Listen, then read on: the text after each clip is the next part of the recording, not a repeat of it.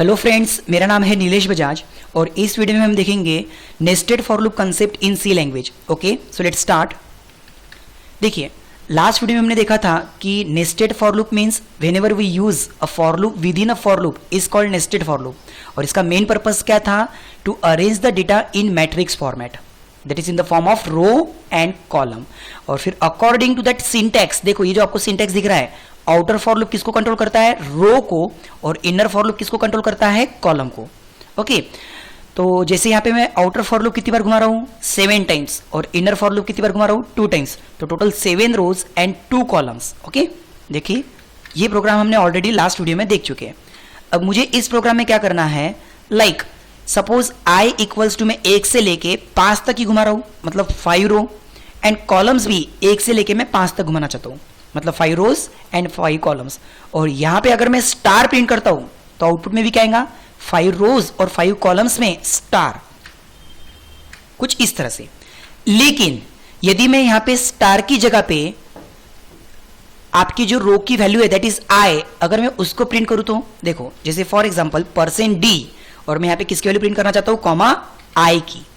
अब देखो यहां पे होएगा क्या, मतलब मैं आपको क्या सिखाना चाहता हूं, ध्यान दीजिए। जैसे सबसे पहले आपका आई कितना है? 1। अब जब ये इनर लूप घूमेगा, इनर लूप को कौन घुमा रहा है? k। तो क्या उस वक्त आपके आई की वैल्यू चेंज होंगी क्या? नो। क्यों? क्योंकि देखो आई कितना है? 1, और ये जो इनर लूप है इसको कौन घुमा रहा है? k। मतलब इनर लूप कितनी बार घूमेगा? 5 बार, और 5वीं बार आपका आई क्या प्रिंट होगा? लाइक 1 1 1 1 1। फिर न्यू लाइन। सेकेंड टाइम पे जब आपका आई इंक्रीमेंट होके 2 बनेगा, फिर से इनर लूप कितनी बार घूमने वाला है? 5 बार। मतलब जब आपका आई 2 रहेगा तो अगेन इनर लूप तो 5 बार घूमेगा, लेकिन आपका आई चेंज होगा क्या? नहीं।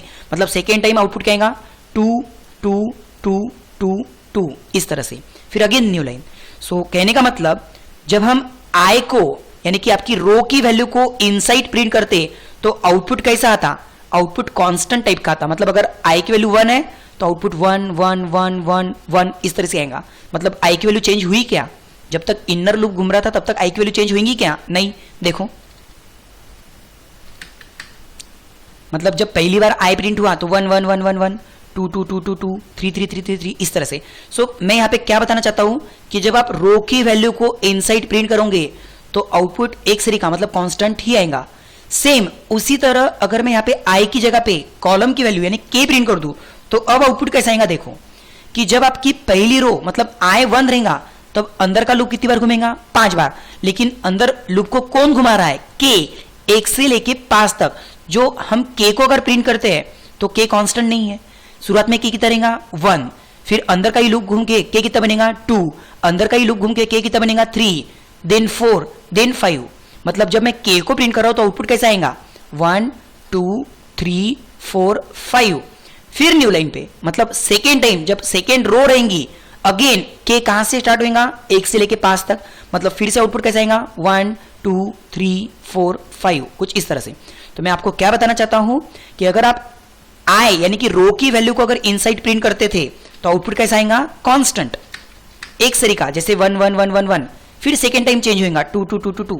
फिर तीसरी बार चेंज होगा 3 3 3 3 3, इस तरह से। बट वहीं पे अगर मैं रो यानी आई की वैल्यू की जगह पे कॉलम मींस के की वैल्यू प्रिंट कर दूं तो आउटपुट कैसा आएगा? 1 2 3 4 5, मतलब चेंजेबल। देखिए 1 2 3 4 5, फिर again 1 2 3 4 5, again 1 2 3 4 5। Okay, I hope आपको ये कंसेप्ट समझ में आया होगा।